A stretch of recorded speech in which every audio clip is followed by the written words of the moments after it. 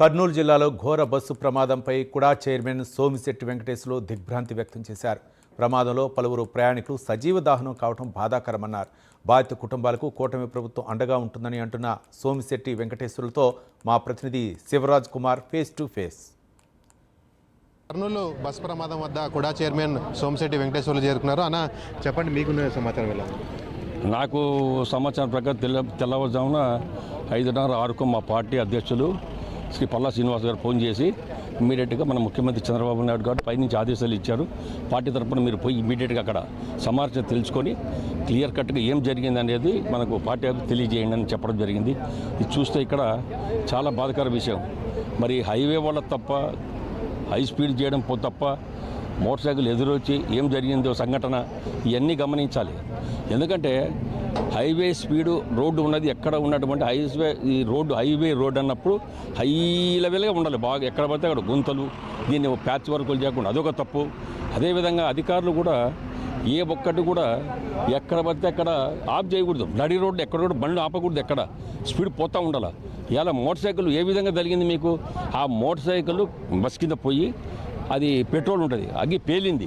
అది పేలిన తర్వాత సిలిండర్లు పేలి బస్సు కూడా పేలిపోయింది. ఇవాళ ఏది ఏమైనా సరే హై స్పీడ్ వల్ల ఈ ఎక్కడ జరిగినా ఈ డీలక్స్ బస్సుల వల్ల హై స్పీడ్ బస్సులతోనే డేంజర్ జరుగుతుంది ఎక్కడ కూడా. ఇది ఎందుకంటే ఇంతమంది గతంలో చాలా జరిగినాయి. దీన్ని అరికట్టాలి. ఇలా అరికట్టడానికి ప్రభుత్వం చర్యలు తీసుకోవాలి. అందుకనే మా ముఖ్యమంత్రి గారికి నేను విజ్ఞప్తి చేసేది ఏమంటే స్పీడ్ తగ్గించాలి.